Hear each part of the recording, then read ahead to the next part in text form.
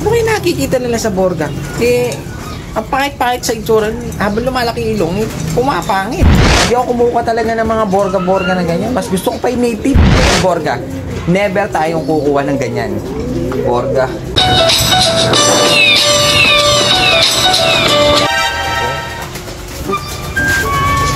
Borga. Puro Borga.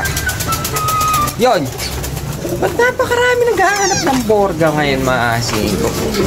Meron ako mga tropa na nagpasyalan dito. May Kamiling, may Urdaneta, may Concepcion. Napakarami, mga asingko. Ano kayo nakikita nila sa Borga? Ang pangit-pangit sa itsura, habang lumalaki ilong, pumapangit.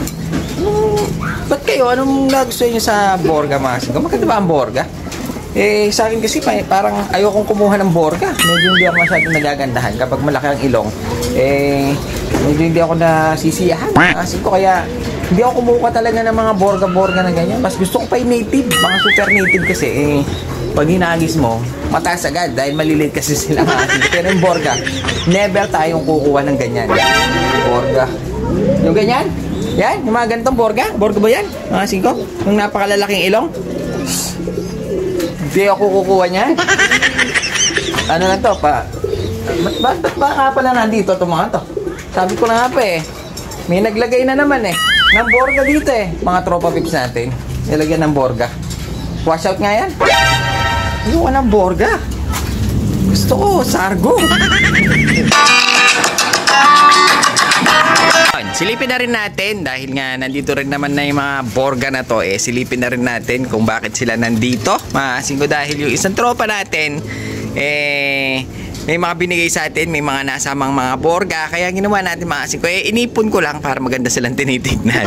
Kung makikita nyo, meron tayo ditong blue bar Borga. Tingnan nyo naman yung ilong niyan, maasin ko. Parang may mga tigidig. Mga tigidig niya siya. Kasi nga puro tagyawat sa ilong. Ang lalaki. Samantalang ito medyo makinis-kinis pa. Maasin ko, hindi pa siya katulad nitong para may kulugo na sa ilong ito. Maasin ko kung naihiyan ng mga palaka ito sa ilong kaya nagkaganyan. Pero maganda siyang tinitingnan na. Maganda nga pala Borga, maasin ko. Ngayon lang ako na uy, may sumilip, mas malaking ilong. Tingnan nyo ito maasin ko yung kanya medyo pa dito may mga hugis ang ilong nito mga to ito pa triangle, ito naman pabilog maasin ko, ito isa babae maasin ko, pero malaki na ilong niya sa babae, papuso maasin ko, araw na mga puso. Meron tayong pula dun, makikita nyo kung maganda yung pula medyo hindi pa ganun ka Borga pero malaki na siya. May nagtatagong checket dun maasin ko, laki ng ilong tingnan nyo, may mga tigidig din. Ito naman malaki talaga ang ilong niya, nakaalis na kasi maasin ko. Tapos yung meron tayo dito off color, ito ang gusto ko, off color na Borga pa. Ang laki ng ilong niya maasin ko, parang mas malaki yung ilong niya kaysa doon. Pero meron tayong isang naligaw na maganda lang ang kulay, checker, pero hindi siya Borga. Na out of place maasin ko kayo. Na out of place siya, hindi siya makarelate dahil puro Borga ang usapan. Kaya siya paltok lang, mistiso. Ngayon, hahawakan natin yung mga ilan dito sa mga Borga na nakita natin. Magaganda pala ang mga Borga maasin ko. Habang pala lumalaki yung ilong, gumaganda sila. Kaya pala, alam ko na, maasin ko, kaya pala marami nagkaka-interesado at marami nagkakagusto dito sa mga Borga. Kaya ngayon gagawin natin hawakan natin yung mga iilan dito sa mga Borga na to. Baka, may nakaganyan ilong nila baka magustuhan ko rin. Yan. Tignan nyo naman, mga singko. Ito yung sinasabi nilang Borga. Tignan nyo naman ang ilong niya, napakalaki. Halos may mga kulugo na siya sa ilong, mga singko. Tignan nyo. Ang sarap tirisin. Ang sarap tirisin. Pero ang ganda niya tinitignan. Ang maganda sa kanya, classic ang kulay. Blue bar na Borga. Kitang-kita yung ilong, mga singko. Tignan nyo, habang lumalaki pala to, gumaganda. Habang tumatanda, nagkakapresyo. Habang umiidad, lumalaki pala ang ilong, kaya tinatawag natin Borga. Pero dito sa amin kasi parang mga Sargo ang tawag nila dito dahil nga kafangfangan, mga Sargo. Lawan mo na yan mga karagol na araw. Just raw, kanya man ang panitirisan. So yan, bali ito yung isa. Tingnan nyo naman, ang laki ng ilong, mga singko. Pumipresyo na ito kapag ganito na malalaking ilong dahil ang tagal. 7 years ang hihintay mo bago ganito lumaki. Kaya mahal na to. Ngayon, hawak pa tayo ng iba. Hawak pa tayo ng mga iba dito. Tignan natin kung gaano nga sila kagaganda. Eto, meron maganda dito. Tignan nyo naman. Kakaiba naman ang hugis na ito mga singko. Malaki siya, alsado, at saka pa-triangle naman ang ilong nito. Pero maganda rin siya tinitignan dahil classic nga. Pag classic kasi mga singko, kita-kita yung ilong niya. Pero yung Batman tignan nyo, parang hindi mo magano makita na malaki ilong niya. Pero pag ito, kitang-kita. Litaw na litaw yung ilong niya. Kaya parang mas lumalaki tinitignan. Pero tignan nyo, laki nga naman kasi. Bali lahat sila mga singko, parang lalaki. Parang sa tingin ko, puro lalaki ang lumalaki ang ilong. Meron siguro mga hen, bibihira. Kaya marami naghahanap sa akin, puro babae. Wala tayong maibigay na babae. Dahil nga, ang mga babae natin dito, puro istiso lang. Hindi ganito kalalaking ilong. Tingnan nyo naman, Borga. Pero maganda. Maganda pala, mga singko. Silipin natin yung medyo hindi gaanong kalakihan ng ilong. Silipin natin. Itong isang pula, mga singko. Itong isang pula hindi gaano kalaki yan ilong, pero maganda ang kulay. Pero sa tingin ko, pag ito nag-edad na mga 5 taon, lalaki rin sila katulad ng ganun. Kaya pag nakuha nyo ito, hintayin nyo mga 5 taon bago magiging ganun. Tingnan nyo naman, malaki na rin siya, kaso hindi pa talaga pumuputok. Mga konting taon na lang, konting hintay na lang, malaki na rin ito. Pero maganda, pula, mga singko, maganda dito. Off color pa, bumoborga na. Tingnan nyo.